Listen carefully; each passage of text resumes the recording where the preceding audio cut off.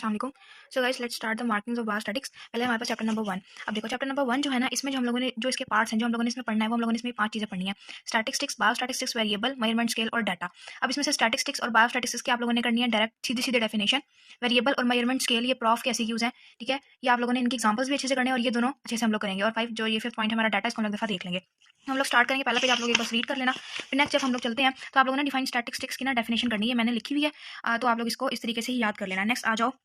फिर यहाँ पे उन्होंने स्टैटिस्टिक्स की डेफिनेशन अलग से भी दी हुई है, ठीक है? मैंने भी लिखी हुई है, मैंने थोड़ी आसान वाली लिखी हुई है और ये वाली भी एक लिखी हुई है। आप इन दोनों में से जो आपको आसान लगे आप लिख सकते हो। फिर चलते हैं मॉडर्न स्टैटिस्टिक्स में। ये 4 पॉइंट दिए, इसको बस एक दफा पढ़ लेना कि किस किस तरीके से होता है। फिर मॉडर्न स्टैटिस्टिक्स में से ये ऐसी क्यों आया हुआ है कि differentiate between descriptive and inferential statistics. तो आपने 3 पॉइंट जहाँ इन दोनों के कर लेने हैं। ये ऐसी क्यों हो गया। फिर यूजफुल स्टैटिस्टिक्स को बस रीड करना, फंक्शन स्टैटिस्टिक्स बस रीड कर लेना। अब आ जाओ बायोस्टैटिक्स पे। बायोस्टैटिक्स की ना डिफाइन आनी चाहिए, एक डिफाइन चाहिए स्टैटिस्टिक्स की और एक बायोस्टैटिक्स की। तो बायोस्टैटिक्स की डेफिनेशन आप लोगों के सामने लिखी हुई है, आप लोग इसको ऐसे ही याद कर लो। नेक्स्ट हम लोग मूव करते हैं एप्लीकेशन ऑफ बायोस्टैटिक्स। ये भी मैंने एमसीक्यू देखा था पास पेपर में ही। तो ये था कि एप्लीकेशन बताओ biostatics in different medical fields. तो आप ये एनाटॉमी, फिजियोलॉजी, मेडिसिन इनमें से करके ना कोई से अंदर से 2 या 3 पॉइंट करके आप लोग कर लेना याद। अच्छा, ये जो एप्लीकेशन ऑफ बायोस्टैटिक्स है ना, इसका चलो आप लोग ना फिर इसी में से 2-2 लाइनें ना उठा के ना ये पहली 2-2 लाइनें बस लिख लेना। टोटल है हमारे पास 7 पॉइंट है।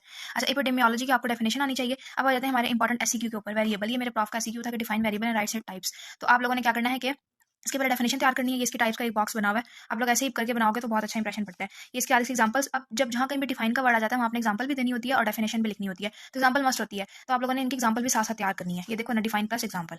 नेक्स्ट में ये इसकी टाइप्स थी मैं सारी इंडिपेंडेंट वेरिएबल तक। उसके बाद मेजरमेंट स्केल। अच्छा, अब ये यूएचएस वालों का ना बहुत ही फेवरेट कह लो सवाल है। मेरे प्रॉफ के 4 एससीक्यू जो 4 एमसीक्यूज थे ना, वो इन बॉक्सेस से आए हुए थे। 2 इन बॉक्सेस और 2 इन बॉक्सेस से थे। तो आप लोगों ने पहले ये बात याद करनी है कि 4 टाइप्स होती है, नॉमिनल, ऑर्डिनल, ये क्या कहते हैं, इंटरवल और रेशो स्केल। ये 4 स्केल्स के आपने नाम याद करना है। इन चारों स्केल्स की डेफिनेशन याद करनी है और इनकी 4 की एग्जांपल्स अलग अलग याद करनी है।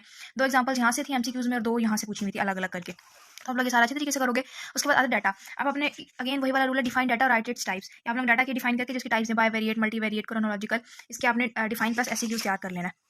नेक्स्ट में जो क्वालिटी ऑफ डाटा बस रीड करना है। सोर्सेज ऑफ डाटा 4-5 सोर्स है, इसको बस एक दफा पढ़ लेना। अगली सारी बात है रीड करने वाली, ऐसा कुछ भी नहीं है।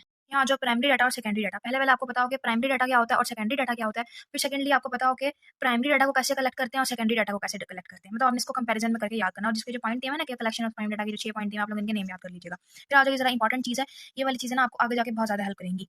यहाँ पे ना सम कॉमन स्टैटिस्टिकल टर्म्स हैं, ये टर्म्स आपको आनी चाहिए। लाइक सैंपल क्या होता है, पॉपुलेशन क्या होती है, ये सारी चीज़ आपको अलग अलग आनी चाहिए। वेरिएबल क्या होता है, सिग्मा क्या होता है, पाई क्या होता है, वही वाली जो मैथ वाली टर्म्स होती थी ना, बेसिकली यहाँ पे ना वो नहीं टर्म्स को एक्सप्लेन किया हुआ है। तो आप लोगों ने पहले वेरिएबल याद करना है, सिग्मा क्या होता है, इनकी डेफिनेशन याद करनी है और इनकी एग्जांपल क्या होता है, इनको डिनोट कैसे करते हैं और इनका सिंबल कौन सा था। लाइक सिग्मा के लिए हम ये वाला सिंबल यूज करते हैं, इस तरीके से आप लोगों ने देखना है। फिर लास्ट में आप लोग ऑब्जर्वेशन, पॉपुलेशन, रेशो, प्रोपोर्शन और मॉडल और एक्सपेरिमेंट, इनके भी वही डेफिनेशन देख लेना, इनकी देख लेना कि इनको कैसे जो है शो करते हैं, इनका ये मतलब जो सिंबल क्या होता है और इनका कोई फॉर्मूला अंदर पुट हो रहा होगा तो वो फॉर्मूला क्या होता है। फिर मैथमेटिकल नोटेशन में आता है ये समेशन ऑपरेशन, ठीक है? ये जो समेशन आने आगे जाके आप बहुत ज्यादा समेशन पढ़ोगे। आप जब भी क्वेश्चन करोगे तो आपने ना क्या करना है कि आपने सम लेना होता है, समेशन लेनी होती है। तो ये इसका साइन है।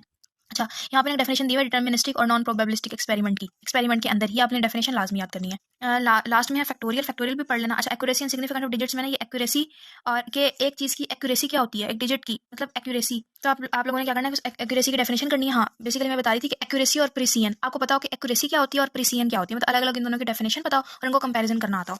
तो यहाँ हम लोग एंड करते हैं अपना चैप्टर नंबर 1। अच्छा, जो चीज़ क्वेश्चन में से करनी है ना, आप लोगों ने ना पहले ये 6-7 सवाल करने हैं बस फर्स्ट चैप्टर नंबर 1 में से। उसके बाद ये ना मैंने कुछ लिखे हुए हैं साथ ही ना, चैप्टर नंबर का डिस्क्रीट कौन सा है, कॉन्टिन्यूस कौन सा है, डिस्क्रीट कॉन्टिन्यूस वेरिएबल ना कौन कौन सा है। तो ये आप लोग भी अपने बुक पे साथ लिख लेना। Question number 11, question number 12। Question number 11 के आगे भी लिख दिया कि रेशो कौन सा है, नॉमिनल कौन सा है, ऑर्डिनल कौन सा है। और क्वेश्चन नंबर 12 करना है, ठीक है? आपने आइडेंटिफाई करना है कि किस टाइप का डाटा है ये। तो यहाँ अपना चैप्टर नंबर 1 एंड करते हैं, मूव करते हैं चैप्टर नंबर 2 में। Thank you.